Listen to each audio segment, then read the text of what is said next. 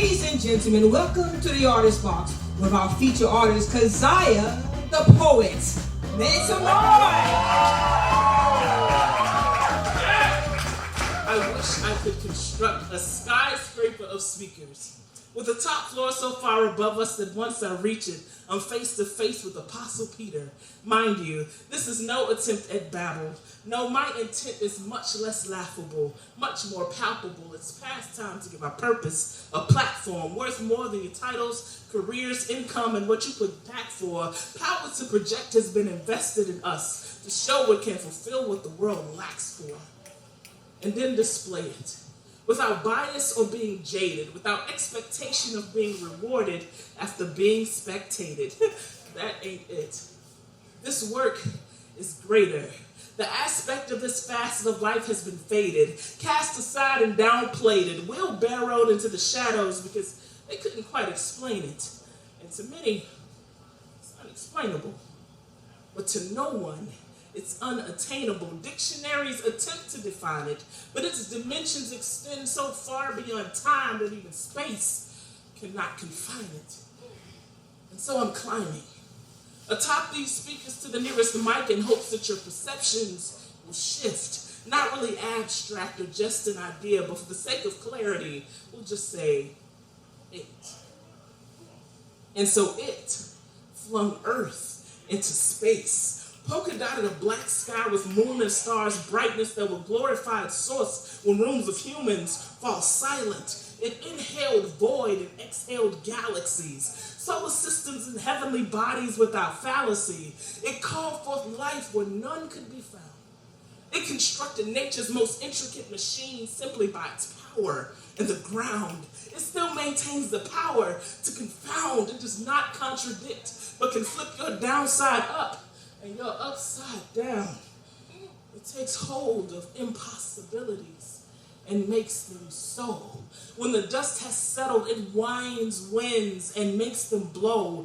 It hoisted a tree upon its frame it knew was meant to shun its name, but carried on, to carry on the infinite weight and burden of dishonest blame. Man-made philosophies pale in comparison to its infinite theology. Entire fields of study were created to replace, debate, or negate its power. Please. It is the metaphysical, supernatural governmental body. We thought this was a democracy. This is a theocracy. Flesh and blood wage no war, nor do principalities that its power cannot overtake. It will bring everything to its knees. Yet, it is the motive for selflessness. It makes miracles of what's left as mess. It breaks and it mends without ever having to bend from its original state. It surpasses masses and transcends matter. It is the foundation of what science can't fathom. It is reality, uncontainable, undeniable, the explainable, unseen, but never unreliable. It and its source are one and the same. If there is no relation to the source, then there's no displaying of the name. Some call it a cure. Others call it an emotion or lift, but if it must be classified, let's label it what it is. Gift, which is this: love, and so is God. The two are not functional separately and do not operate apart. If there was ever any question of what operates its heart, I submit that your mirror is the optimum place to start. Now, they would like for you to define it by a day in February, but it cannot be confined by a time, nothing short of legendary, euphoric, extraordinary, much more than terrestrial. It's celestial, so it must come from above. If ever you find someone is seeking an equal sign, show them God and love. Thank you.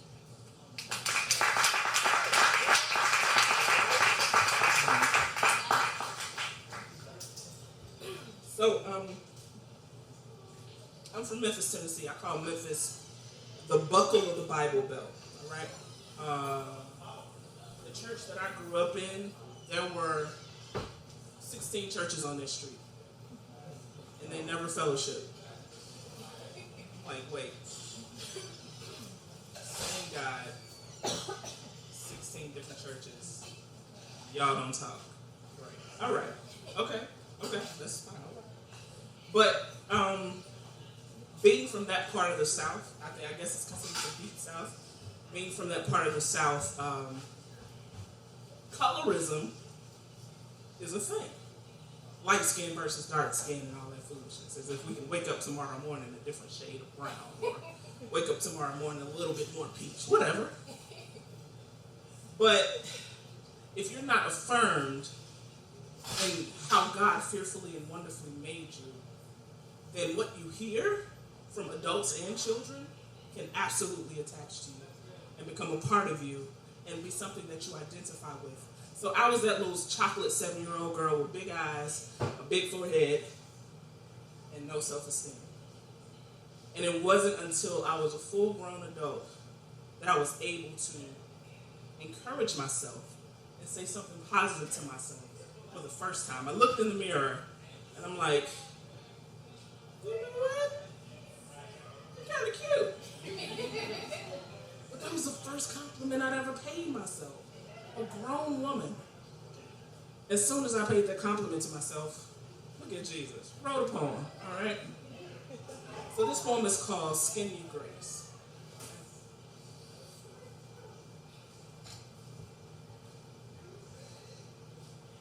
I love the color of my skin. Now, I know I've already started, but let me begin by saying that this has nothing to do with power, panthers, presidents, or anything else that's black. In fact, it has more to do with the slack I'm having to pick up from the lack of holding my chin up. Been up and down, back and forth with the figure in the mirror, attempting to configure her worth. Played first fiddle with second string to my own lack of self-esteem. Confidence was just a dream, and no wonder. In retrospect, I recollect being made subject to an elementary remnant of a paper bag test. Yes, that's right. 3rd grade schoolyard by the monkey bars, 2 arms, hold yours up to mine, let's see who's dark. You are, girl. But what did it prove? Nothing. Just a deeper chasm in my already shattered self-image. Self-grimaced at the thought of being any further set apart from my immature counterparts, taking their taunts as gospel, building as many walls as possible, just to deliberate on how to disable the ability of their darts to penetrate. But now, honey, I'm embracing this melanin like I just bought it with my very last $1 billion and 7 cents. Or like it's heaven sent. Check the relevance. God most reverend reached down from heaven and grabbed a handful of earth. And with that dirt formed the rest of us. And if he makes no preference, let's believe that's all the evidence I need. And I've been reaching toward confidence ever since. These mocha, mahogany, milk chocolate rivers of God's own ink flow over this fearfully and wonderfully made body. And I think it's funny that scientists think that they're on the brink of being able to bottle it. So my motto is, embrace the skin and grace. It was traced and placed on your frame with an amount of care so great that the hue is yours exclusively. We never needed the month of January to end to indicate just how beautifully our black graces the palette of Earth's faces so dutifully. So if while running the race you discover a decline in pace and find some space to sit back and recline a taste while everyone and no one's looking, find your face and embrace the skin of grace. Thank you.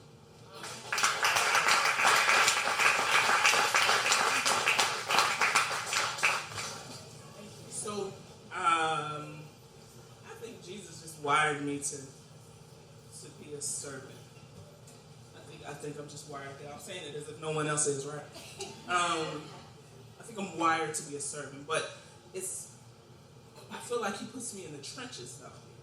I worked for the child abuse center in Baltimore 2.5 years, and these are kids who were 0 to 18 who had been sexually abused.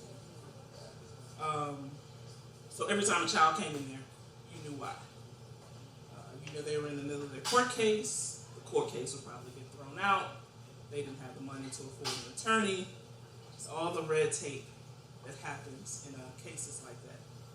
And so part of what I did was mentoring for teenage girls who had just experienced their abuse. Not strangers to trauma, grew up in poverty, parents barely making it, missing or strung out. It's one of the three, or in jail. And here I was in a position to change their minds about what their plight was. In a position to empower them just through conversation, through my life's work, through my actions and my interactions with them. I was there for 2.5 years, moved on to a homeless shelter. Same kind of thing, women and children, same kind of thing. Moved on, well, I'm still at the homeless shelter actually, but I also work in behavioral health with 18 to 25-year-olds who have been diagnosed with a mental illness. And it has debilitated their ability to function as normal adults. And I'm like, okay, Jesus, can I just work a desk job? Like, I can do customer service. I'm fine with that. Like a bank or something? But I know there's a purpose to it. And so one of them is my perspective changed. My compassion changed. You know, we can say, well, what he ought to, or she should have. Well, everybody's home is different. Everybody's upbringing is different. Everybody's circumstances are different. So it taught me compassion. And the poem I'm going to do is called Blame It on the Cool. And it's just the influence of media, the influence of society on young adults, on young people. So this is Blame It on the Cool.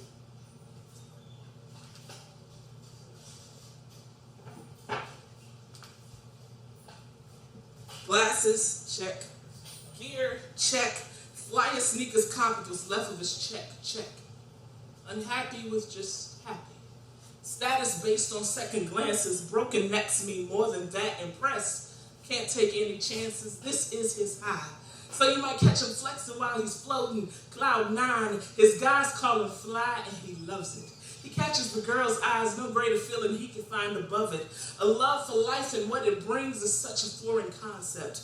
Broke himself just to impress, like we're judging him for a contest. I guess it's cool in its way, but I'm worried about the context. If his life were an open book, there would be no content. Except for when he was a youngin', when the poverty line was nothing but a meal a day was something. At the tender age of 5, he made himself a promise. As soon as he got on, he would never go hungry. Not only referring to his stomach, but also his pockets. And the clothes on him, they seem to weigh heaviest on his conscience. So now he's a prisoner of the things he values most. Logos and barcodes make him feel at home, but he's so cold. Comfort only found in the arms of what he has on. His favorite rapper wore because of the price tag, but he's searching for the warmth. He wears a chain so he can say that Jesus hangs with him. Can't articulate well, so he lets his tatted skin explain to them. Snapbacks and fitteds, backpacks and click is fast tracked to nowhere because he'd just rather kick it. His image is based on the images he sees. Overvalues social status, undervalues a degree, the latest and the greatest, his personal decree, subscribes to the belief of whatever plays in his beats. Oh boy. So I guess the next step is to figure out who's to blame. Who to point the finger at and to shake our heads in shame, it's just our way. Before solving the issue, what rest to find out who to charge it to? I'll make it easy on all of us. Blame it on the cool. Her name is irrelevant. It's not my story, it's hers. I'm just telling it. She's 9 years my junior with an in-belly resident. Swore she'd be the only one who never fell for it. I wanted to believe her because she's so intelligent. But because I'm introspective, I easily spotted evidence. Facebook pictures in a mirror with a fistful of cash. Clothes fitted her figures, guys whispered and glanced as she slid past.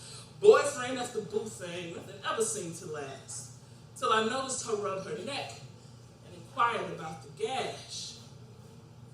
Mommy dearest, always the furthest and the nearest, frustrated with her bad decisions. Instead of fixing, mama would get the hitting. Whoever was in her path would incur her wrath. Blow after blow reached past their skin right into their souls. Foster home after foster home. Never felt like she belonged. Even after a reunion with mom, the house never quite felt like home. She says her baby brother's gone mentally, functioning under the assumption he'll get right.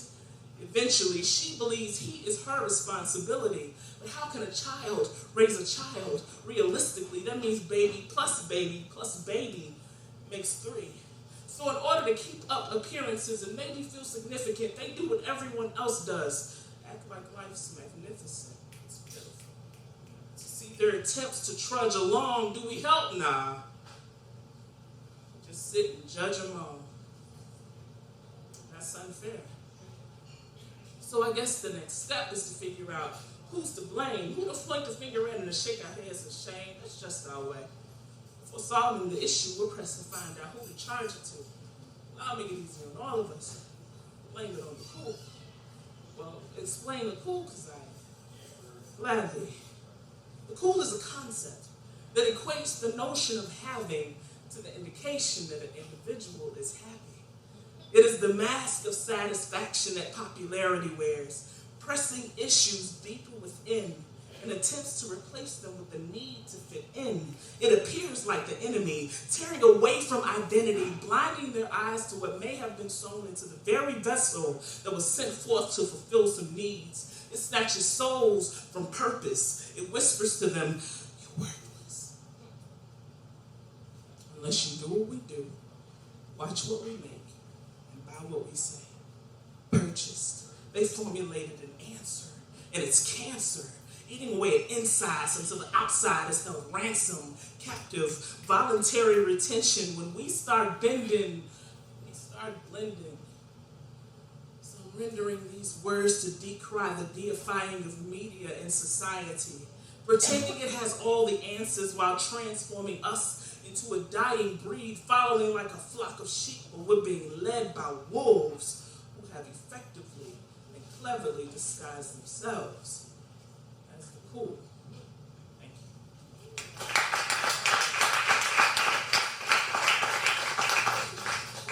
The Reverend Jesse Duplantis said that pain is inevitable, but misery is an option. Now, when the rain is incredible, it shows no signs of stopping, and the main things you've held on to are slipping, close to dropping. Are you watching? Far off in the distance, plotting his assistance, inching closer and closer to our problems with persistence. It's hope.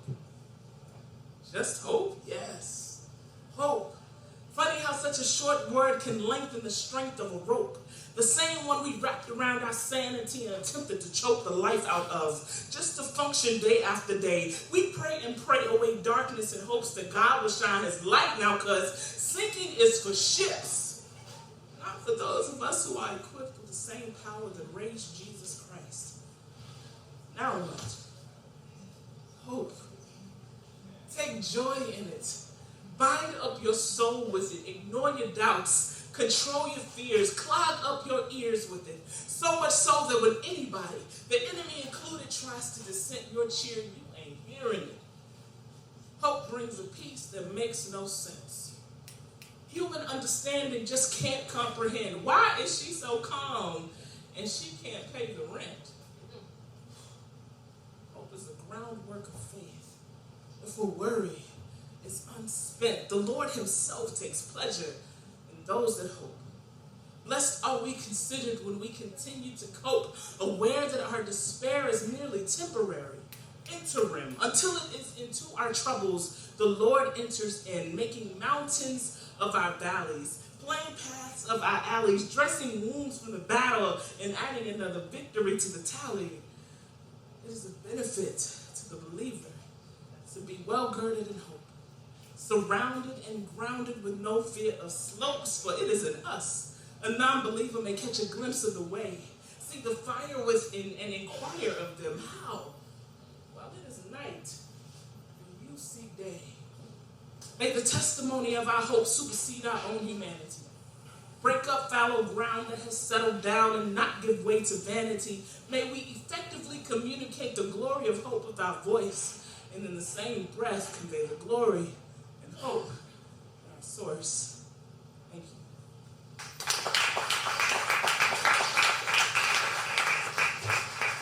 The wonderful thing about Jesus is that just as much as we need to be authentic, he requires us to be authentic.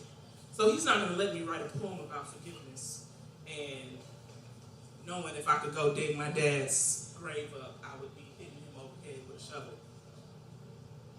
He's not going to let me do that. So, after some tears and some surrender and some more tears and anger, those were dark times, and more tears and surrender and finally peace, I wrote the poem. And this is forgiveness.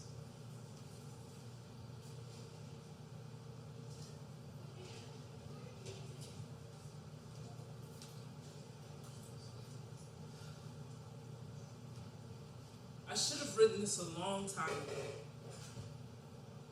But I'm a firm believer in only speaking about what I know, and for the longest time, I knew I was forgiven.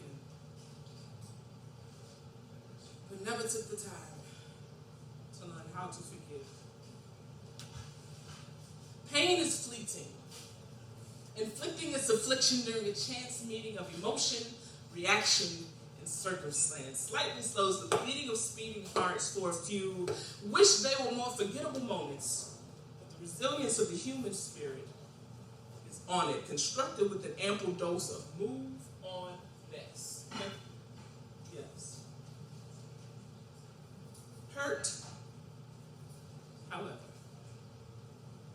has a tendency to take up residence. Find the deepest corner of the heart and mind to slowly take precedence of emotion, reaction, and circumstance. You see, pain is something you have. Hurt is something you are. And adding even more fuel to the flame, hurt has a face and a name. Wish they were more forgettable images displaying on the walls of the heart and mind, over and over of the wrongs performed against what was mine. You see, hurt is a dangerous little thing. It wears a mask of anger and simultaneously one of shame. It is the fuel behind the actions we can't ascertain, the reason for the bad decisions we can't explain, the whistleblower at the beginning of all the games. It will dwindle a grown man's perspective into that of a child. Reduce a wife and mother to the mindset of when she was 5, much like a spirit. Hurt only needs one thing to survive. A host. Somewhere to hide. Something to feed off of to ensure it thrives. Now, how would I know about forgiveness and how to apply unless I had stared unforgiveness square in the eye? I made excuses for my ease of detachment. Said stuff like, I don't want to keep anybody around that don't want to stay. If they want to leave, I show them the way. Walls. Constructed in an attempt to protect me from being hit again. It seemed like I got burned every time I let anyone in. And you can only be hurt so many times and abandoned by kin and friends before you toughen up and develop thick skin. But are we tough enough to look within and not allow a protected heart to let bitterness sink in? It is a battle to accept apologies, then grin. But it is warfare not to receive them and then forgive. As if the offending party isn't fully aware of what they did, and the very least they could do is make an attempt to make amends. There's a reason a few tears fell from my face when I saw him at his end. The obituary spoke highly of his life, but failed to shed light on what he kept dim. I didn't. Perhaps I was fixated on his absence. Had trouble wrapping my mind around how he could ignore the attachment. My eyes, rich skin tone and smile all match his. Now I'm a grown woman trying to retrieve the pieces so forgiveness can begin patching. At first I was latching onto the false hope that the hurt would disappear like magic. But no sleight of hand or illusion can mask the turnaround and help in the action of asking. Fact is, holding a grudge is like letting someone live rent-free in your head. But if Jesus paid it all and canceled my debt, cashed the check that Adam wrote and offered new life in its stead, and I profess to be coupled with the carrier of the cross and a pursuant of the perfect purpose of the cost, I'll count the loss. Therein is gain. The release of these grudges brings cease to these refrains, the repetition of positions of hopelessness and abandonment, being a consistent victim and coupling our personalities with the negatives life has handed us. When Jesus went to the cross, he had our grudges in hand with him, bore our sores upon his back to carry to the grave and banish them. When the stone was rolled away, the Messiah had strolled away, but if Mary had ventured deeper into the tomb alongside our sin, she would have seen our hurt thrown away, not because it has no worth, but because his love loves the hurt away. So today, you have a choice to be content with being okay, to live a life fulfilled with joy, to walk in Christ's example as we have our whole lives to live through, remembering that our own new life started with I